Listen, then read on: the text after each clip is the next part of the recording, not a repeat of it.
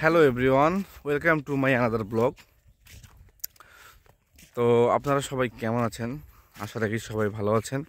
তো প্রতিদিনের মতো আজকে নতুন ব্লগ নিয়ে আসলাম আরও একটি। আশা রাখি আমার ব্লগটির পাশেই থাকবেন। তো আজকে যে জিনিসটা আপনাদের দেখাবো, আমাদের এলাকায় রোয়া গাছ হয়ে গেছে অলরেডি, রোয়া বড় হয়ে গেছে, ঠিক আছে। তো সবাই অনেক দেখতে পাচ্ছেন, এটা একটা বিশাল বিশাল সবুজের সমারোহ, ঠিক আছে। এটা হচ্ছে মেইন রোড, এটা হচ্ছে মেইন রোড, এইটা হচ্ছে মেইন রোড। রাস্তার পূর্ব দিকে একটা বিশাল একটা, মনে করেন যে তোমরা দেখতে পাচ্ছেন যে এটা দোলা, আমাদের গ্রাম্য ভাষায় বলে দোলা, ঠিক আছে। বিশাল রংপুরিয়া ভাষায় বলে দোলা। আর এই ঠিক রাস্তার পশ্চিম দিকে আবার আরেকটা দোলা আছে বিশাল, ঠিক আছে। তো মূল বিষয়টা হচ্ছে গাইস, এখানে দুই ধারের দোলার মাঝে একটা ভালো পাকা রাস্তা, এটা আসলে খুবই আনন্দদায়ক। আমাদেরকে অনেক ভালো লাগা ভালোবাসা শেখায়। অনেক লোক ঘুরতেও আসে, ঠিক আছে। আপনারা যদি চান তাহলে আমাদের গ্রামে আপনারা ঘুরতে আসতে পারেন।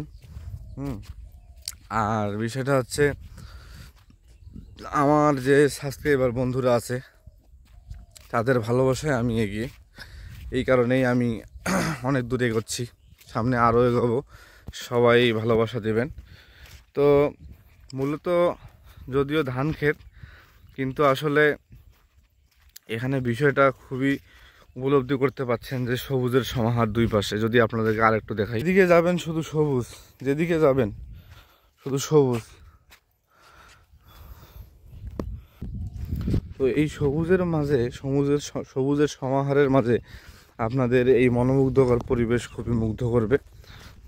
এই জন্যে আরেকটা বিষয়, সেটা হচ্ছে যে সকালে কিন্তু অনেকেই হাঁটতে আসে, আসলে তারা এখন প্রায় 7টা-8টা বাজে, তো এখন সবাই চলে গেছে। তো একটু আগে যদি আমি আসতাম তাহলে আপনাদেরকে দেখা দিয়ে পাইতাম যে আসলে কীরকম ইয়ে করে। তো আপনারা যদি ঘুরতে আসেন তাহলে বিকেলবেলা আসেন, ঠিক আছে। লাইক করেন, কমেন্ট করেন, আমার ভিডিওতে আমি সব কিছু বিস্তারিত জানাই দেবো, বলে দেবো। তো মূলত বিষয়টা হলো এটাই, যে আসলে প্রাকৃতিপ্রেমী যারা আছে, যারা প্রকৃতিকে ভালোবাসে, সবুজকে ভালোবাসে, সুন্দর পরিবেশ চায়, তারা আমাদের গ্রামে অবশ্যই আসতে হবে।